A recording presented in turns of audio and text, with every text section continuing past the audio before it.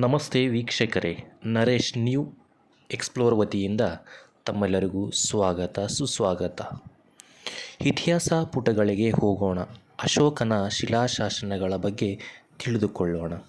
ಬಳ್ಳಾರಿ ಜಿಲ್ಲೆ ಸಿರುಗುಪ್ಪ ತಾಲೂಕು ನಿಟ್ಟೂರು ಗ್ರಾಮ ಹೊರವಲಯದ ಗುಡ್ಡದ ಪಕ್ಕದಲ್ಲಿ ಕಂಡುಬರುವ ಅಶೋಕನ ಶಿಲಾಶಾಸನಗಳ ಬಗ್ಗೆ ತಿಳಿದುಕೊಳ್ಳೋಣ. ನಿಟ್ಟೂರು ಗ್ರಾಮದಲ್ಲಿ ಶಿಲಾಶಾಸನಗಳನ್ನು ಶೋಧಿಸಿದವರು ಇತಿಹಾಸಕಾರರು ಡಾಕ್ಟರ್ ಶ್ರೀನಾಥ್.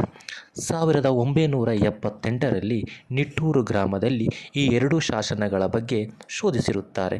ಪ್ರಸ್ತುತ ಪುರಾತತ್ವ ಇಲಾಖೆಯ ರಕ್ಷಣೆಯಲ್ಲಿದ್ದು, ಸಾರ್ವಜನಿಕರು ಎಲ್ಲರೂ ಭೇಟಿ ನೀಡಿ ಇತಿಹಾಸದ ಬಗ್ಗೆ ತಿಳಿದುಕೊಳ್ಳಬೇಕೆಂದು ತಮ್ಮಲ್ಲಿ ಅಶೋಕನ ಶಿಲಾಶಾಸನಗಳಲ್ಲಿ ಎರಡು ಲಿಪಿ ಕಂಡುಬರುತ್ತವೆ. ಮೊದಲನೆಯದು ಬ್ರಾಹ್ಮಿ ಲಿಪಿ, ಎರಡನೆಯದು ಖರೋಷ್ಠಿ ಲಿಪಿ. ಬ್ರಾಹ್ಮಿ ಲಿಪಿ ಮತ್ತು ಖರೋಷ್ಠಿ ಲಿಪಿಯಲ್ಲಿ 4 ಭಾಷೆಗಳು ಕಂಡುಬರುತ್ತದೆ.